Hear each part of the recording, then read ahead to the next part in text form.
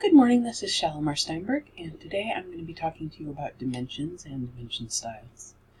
So first we're going to go over the PowerPoint, and then we'll do some practice in AutoCAD. Alright, so what are dimensions and why use them? Dimensions are measurements that are added to a drawing. They give us information about the drawing and make it so that people are able to actually build or scale or anything else that they need to the actual objects. While they're included with the drawing, they are not actually part of the object to be built. So the parts of a dimension start out with the dimension text. This is the part that actually gives us the information that we need. Then we have the dimension line. So this is either as an arrow-headed leader, which points at the object if it doesn't need to show the shape of the object. So for example, with the circle, we use the diameter symbol here in order to show that it is a circle. This is the same thing, the dimension line, but it is for a dimension where we are using other things to show the width of the actual object. So we have these extension lines, and extension lines exist so that they can extend out the lines of the object away from it so that you can then tell the dimension in between them. And again, here's the dimension text. Now the dimension line is the line that goes between the extension lines and shows you where to measure to. So it shows you that we're going all the way to this line on the edge and this line on this edge. The arrowheads are used in order to indicate the termination of the line and the direction that it's going. And then we have a def point. Now a def point is something that's created only once you do your first dimension, and it's simply the little imaginary dot that goes on the actual object and then creates this gap of a break so that there's space between the dimension and the object. And that's so that the person looking at it can see that it's obviously not part of the actual object. That's also why our dimension lines and the rest of our dimensions are drawn with a thinner line weight than the objects themselves. Alright. So this just explains each one of those in paragraph form so you can look through them and it gives you a little bit more information. So where to get your dimensions? In the ribbons, you want to go to the Annotate tab, and then you use this little drop-down menu. There's also a version of it on the front of the home page, but there's more options here, as you can see. And it gives you the access to the different types of dimensions. You'll see here also the quick dimension, which looks like, because it's the biggest one, it's the one that you should use. The thing about that is that it doesn't allow you to specify which of the ones that you want to use, which you need to for different shapes. And it also doesn't attach them correctly to the actual object most of the time, and so it's really not a good idea to use it all of the time. There are only specific instances that it's really very helpful. So now the different types of dimensions. We have the angular dimension, which shows us the degrees of any given angle. And you can show it either on the inside of the angle, or you could show it as the outside of the angle, and it would show everything except for this dimension. They'll both give you the same piece of information, just shown in different ways. Then we have our most common dimensions, which are the linear dimensions. Those allow you to get a measurement of a straight line either horizontally or vertically. And you would start by clicking at the end and then again at the other end. Now we have an aligned dimension. This is for diagonal lines, and this is really important because if I were to use a linear dimension on this, it would show me the width between the starting point and the ending point, but it would show them both up here, and so I get this measurement instead of the aligned measurement of the actual full length of the diagonal. So if I use the aligned dimension, it will travel along the full line. For any full circle or hole, we use the diameter dimension. And remember that this shows the width side to side through the center. And it comes up with this symbol as diameter. And then for any partial circle or arc, we would show the radius dimension, which is going to give us an r, and then whatever the radius from the center out to the edge of the object. So this is just reiterating what I said about the quick dimensions being somewhat of a problem. These are some drawing standards that are given as a comparison between architectural drawings and mechanical. And they both have a text of 1/8 inch height. With architectural drawing, typically Stylus BT, which is this font that I've used here, or an equivalent one would be used. With mechanical, typically Arial or Helvetica, or another equivalent. You're never going to use something like Comic Sans, because the whole point of drawings is to be really clear and easy to read. And then we've got line weight thicknesses. And basically what these both say is that if you have your object lines, they should be thick in order to be easily read. So for architectural, 0.35, for mechanical, 0.30, although typically 0.30 would be acceptable for architectural as well. And then any other lines like dimensions, leaders, hidden lines, center lines, etc. should be thinner so that it's obvious that they're not part of the drawing. And finally, some rules about how you place your dimensions. So in an architectural drawing, you're going to align your text and then center it above the line. And in a mechanical, it's going to be always horizontal, no matter which direction your actual dimension is going, and it'll be centered within the line. You're going to use your feet and inch marks and fractions for architectural, whereas no inch marks and no zeros before the actual number in mechanical. Dimension lines are going to terminate in architectural ticks, which is this little sign here for architectural, and in arrowheads for mechanical. Leaders, so things that just have the one pointing line, are going to terminate in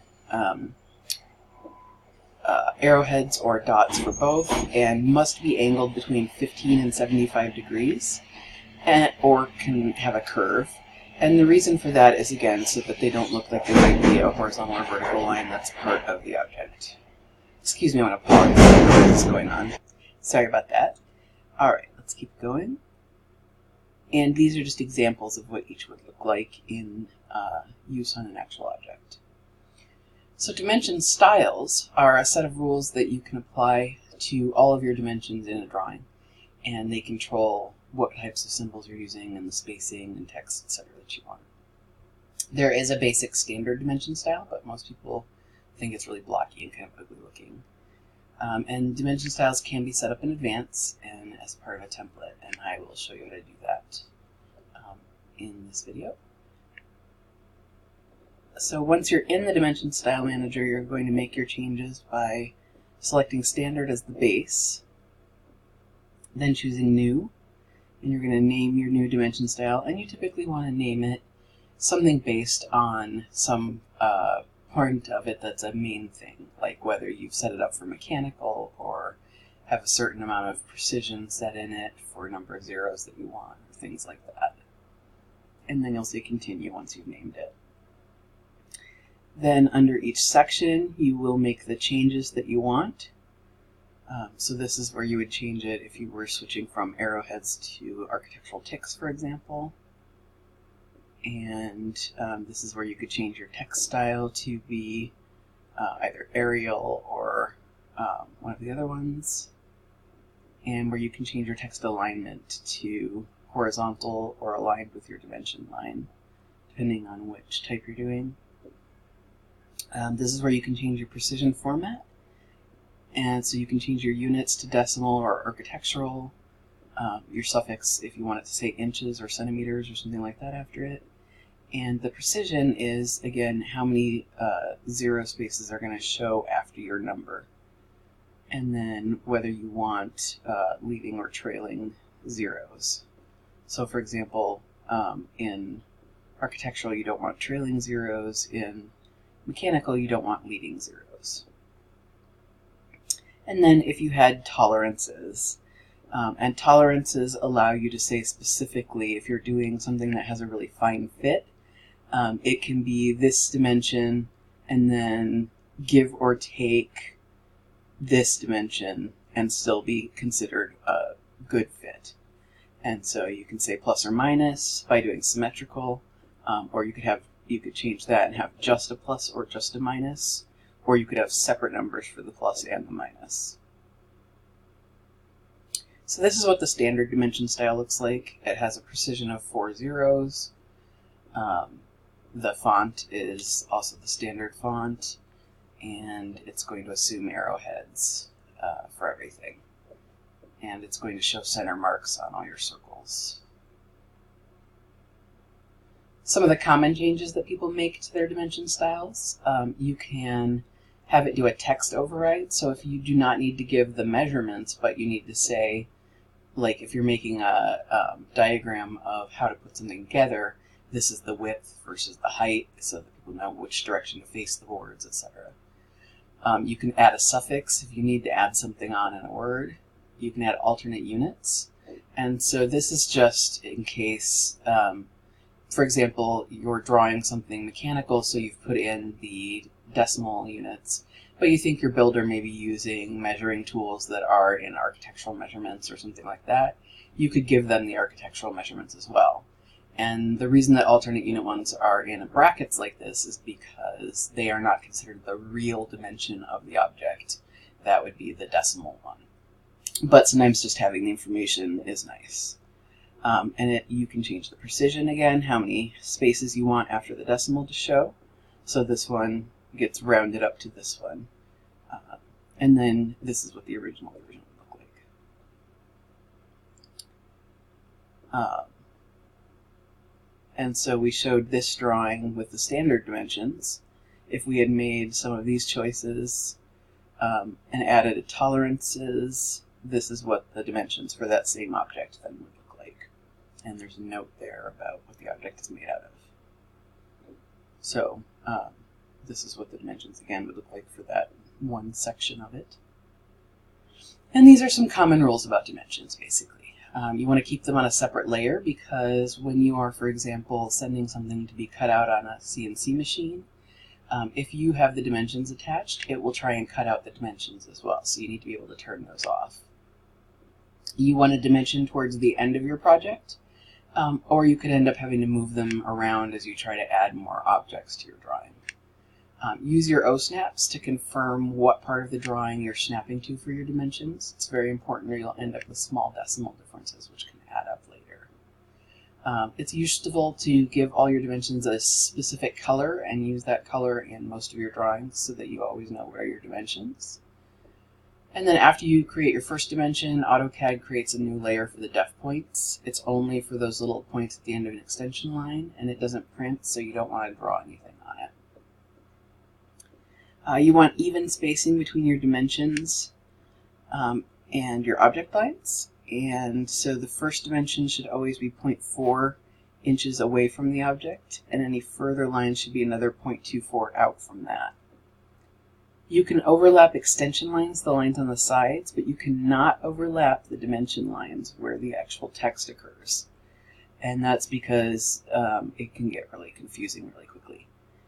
You also want to keep your dimensions outside of the object that you're dimensioning, just because, again, it can be confusing for people as to what's dimension and what's object if they're embedded in the object. You want to use enough dimensions to make sure that all measurements are there.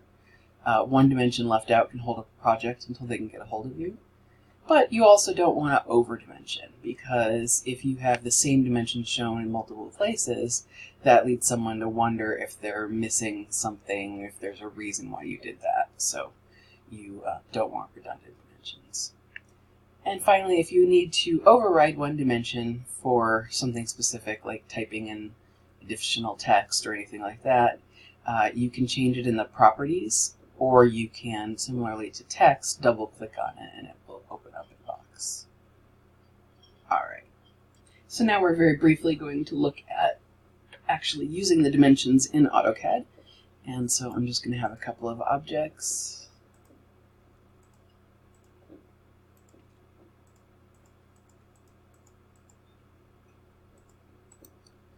And again, do not use the quick dimension, but you can use the drop down here to select the dimensions that you want, or you can go directly to the annotate bar. As far as dimension styles, we want to set that first. So here, this little arrow in the corner is going to take us to the dimension style manager. Then, like I said before, you can do new, and you'll name it whatever you're going to name it. Like I'm doing a mechanical one, so I might name it M, and maybe something for the precision that I'm going to put in. So I'm going to say a precision of 2, and then continue. And I'm going to go in, and one thing that you want to do is to tell it how far you, or what size you want your arrowheads and text, and that should always be 0.125. And that's because 1/8 of an inch is the size that it should print out at. Any changes that you need to make to that size you would make by changing the scale of the entire dimension style. Okay, so for mechanical, I do want the close-filled arrowheads. And for my purposes right now, I'm going to tell it none on the center marks because I would add those separately. I'm going to go to the text, and again, I want to change that to 0.125. And for mechanical, I'm going to leave it horizontal and centered in the line. And then I'm going to check my fit.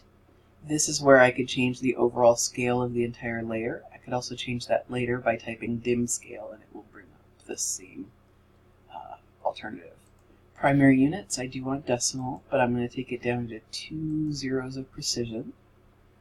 And I'm going to get rid of leading zeros for both the regular numbers and the angles. And then I'm not going to put in any alternate units or tolerances for this one. So I'm going to say OK and set current. And now this is my current one, which I can see if I look up here, and I could switch that by going to the drop down if I wanted to. And now I can go ahead and use my measurements. One thing that is important is that there are a couple of ways that you can make using linear dimensions more efficient.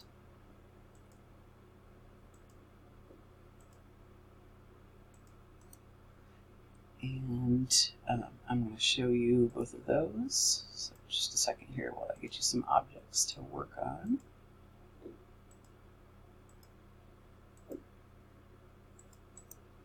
Okay, so for your typical linear dimension, you are just going to choose linear, and then you're going to dimension your object. So from this edge to this edge, and then drag it off a certain distance, and in this case you want to type in 0.4, and that spaces it out 0.4 from the edge. And so this is the size it is. Now I drew my objects pretty big, so I would need to use dim scale and scale these up if I want them to print out correctly in a paper space, but for now we're just going to leave it as is. And that's the basics of a linear dimension. Now you also have the ability to do something called continuous or baseline linear dimensions. So you would start out with your first linear dimension. In this case we'll go this one, and you're going to draw it out that 0.4. And then you can go to this little button here, and you can choose either continuous or baseline. So for continuous, if I say do continuous, it's now going to join a line onto the end of that first line, and I can go ahead and click on my next object, and so forth. So this is great when you have a bunch of objects right in line with each other, and you can make sure that the spacing is even on them and that they line up really well with each other. It looks very clean and professional. Another way to do it would be to use what's called baseline dimensioning. So again, you have to come back in and you have to do the first one as just a regular linear measurement. And so for that one, I'm going to type my 0.4 away again. And then I can click on the drop down here and pick baseline. And you can see it then goes all the way back to the beginning. And I can choose this one. And for some reason it's wanting to do them under, so give me just a second here. Go back and do that again. And you can select the base dimension as well if it hasn't already. Okay, let's try this one more time. Linear dimension. Here, 4.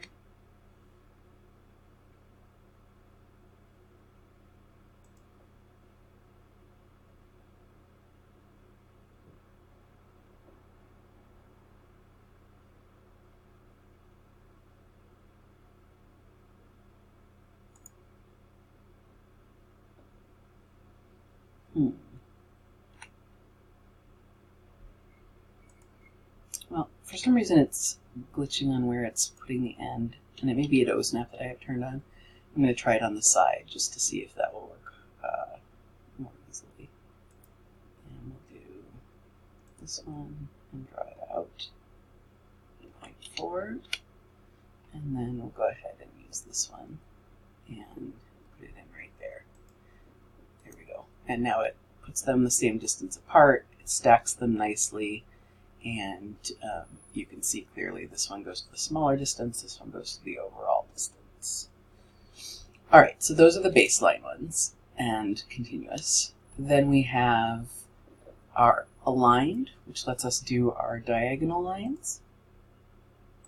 And again, I can space it 0.4 apart. And then I can do my angular. So I can choose my 2 lines. And you'll see once I've chosen my 2 lines, I can either put it to the inside or to the outside for whichever angle I'm showing. And then I'm going to use my arc length. So if I have some kind of a curve, well, for the circle it doesn't work well, but if I have a partial curve, let me create one of those first. Just any arc. Then I can go to the arc length and choose that arc, and it will allow me to say what the length of that continuous arc is. Next I have radius. So normally this would be applied to an arc or partial circle. And you'll see that sometimes you can't fit it easily within the arc, and so it will create this extension for you in order to show you which arc you're attached to. And remember that leaders need to be angled between 15 and 75 degrees so that they don't look like they're part of the same object. Then we have our diameter. And for that one, we're just going to click on the circle that we're doing and draw it out and again angle it. And if you have other ones in your drawing, it can be nice to line them up like this. That way they look like they are neatly placed and not just kind of random in the drawing.